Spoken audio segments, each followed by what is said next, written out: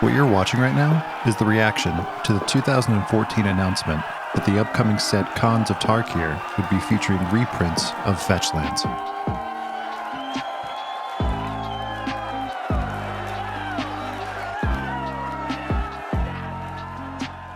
Okay, so before I get into talking about these cards, I just want to take a step back and reflect on something that we as players often take for granted: playing lands.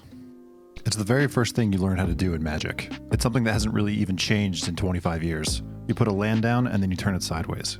We even have terms that differentiate between lands and other cards. You cast spells, but you only play lands. I mean, in a game all about high fantasy, where you can cast lightning bolts and summon creatures to do your bidding, it isn't too hard to see why players, especially new players, don't immediately think of lands when they think of cool Magic cards. But I'm here to tell you that there's a cycle of cards out there that is easily the most controversial, talked about, loved, and hated cards in the entire game, and they just so happen to be lands. Alright, so let's take a look at a card that I think everyone would consider to be fair. This is Evolving Wilds. This card has seen play in many limited formats, is an easy include in a lot of players' commander decks, and is a great card for kitchen table Magic.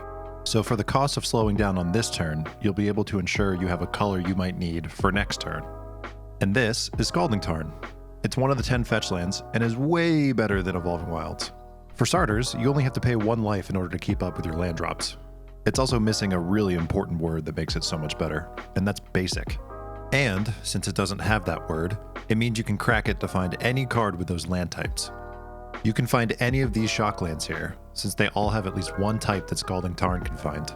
In Eternal formats, you can also find the original dual lands, which gives you access to these colors without having to pay the extra life. This creates what the community has dubbed perfect mana, which basically allows you to cast whatever cards you want from your deck. This is one of the many reasons that Channel Fireball placed fetch lands as number 23 on their list of top 100 cards. Number 23, fetch lands. So the big thing with the fetch lands that sets these apart is the ability to shuffle your library, which is particularly great with Brainstorm, Ponder. That's a huge defining part of all the Eternal formats right now. So here, Reed Duke touched on probably the most important thing that fetch lands offer, and that's utility. There's a lot of subtle advantage that players gain from playing these cards. Okay, so there's way too many to list, but I want you to get a sense of how many things these cards affect.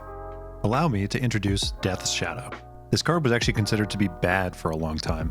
One of my favorite content creators, Nizzahon, actually put it at number 8 for bad cards that suddenly became good. When people realized how low in life you could get off of fetch lands and shock lands, amongst other cards, Shadow became a modern format all-star. Once fetch lands hit the graveyard, they actually become more useful. They can help pay for delve costs, which make cards like Dig Through Time, Treasure Cruise, and Gurmag Angler on varying levels of really good to totally busted. They also propelled Deathrite Shaman from an okay mana dork to arguably the most format warping card ever printed. I mean, this card is banned in Modern, banned in Legacy, and sees play in Vintage, all on the back of fetch lands. In a format like Legacy, where a turn 1 Gristlebrand or Emrakul is actually pretty normal, I think pretty much every player agrees that the best 2-card combo in the game is Brainstorm and a fetch land. It's often touted that Brainstorm and fetch land is a build-your-own ancestral recall. I mean, even the new escape cards from Theros are benefiting from fetch lands. Like, Uro is really good, at least in part, because you can basically guarantee that you'll have 5 other cards in your graveyard. Okay, so these cards are really good. But why exactly are they controversial, and why do some people hate them? Well, hopefully I was able to show these cards value, but now I'd like to talk about their cost. These cards are the definition of chase rares. Even though they are the most asked for reprints in the entire game, so far they've only been in a very limited number of sets, and always at rare or super rare.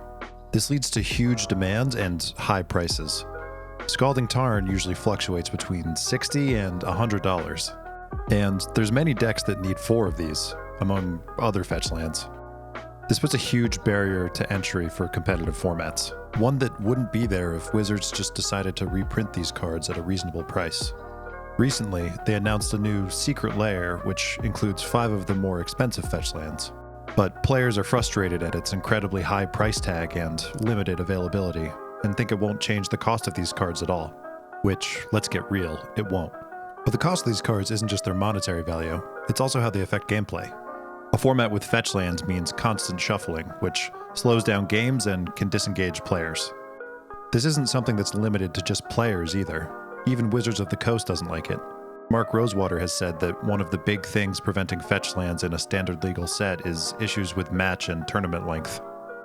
The most obvious way Wizards has shown their disdain for fetch lands, though, was with an announcement a few months back. The creation of the Pioneer format started with a small ban list consisting entirely of fetch lands. Since then, many of the cards I mentioned previously have actually yet to be put on the ban list, largely because, well, they aren't nearly as good without fetch lands. It seems like Wizards' way of dealing with this problem is just pretending it doesn't exist. This leaves Modern, Commander, and to a lesser extent Legacy players left high and dry waiting for things to get better.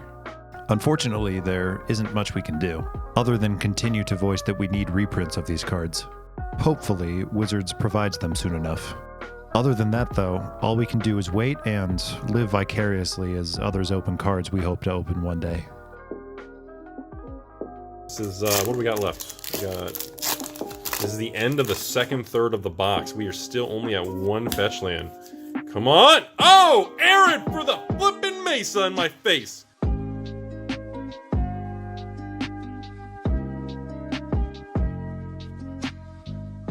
Hey guys, just wanted to say thanks for watching the video. It's the first time I ever made a video like this, so if it's something you enjoyed, if you go ahead and just leave a like, maybe a comment, it'll let me know that you want to see more content like this. And if you want to see when more videos like this get uploaded, you can go ahead and subscribe. I'd also like to give a quick plug for my website. It's just boltbird.com. If you want to go see some articles about Magic, you can head on over there and see some things that I've written. Here's an article about how important choice is in Magic, something that I wrote a little while ago. And if you like gameplay footage, you can check out videos like this one, where I play Loam and Legacy.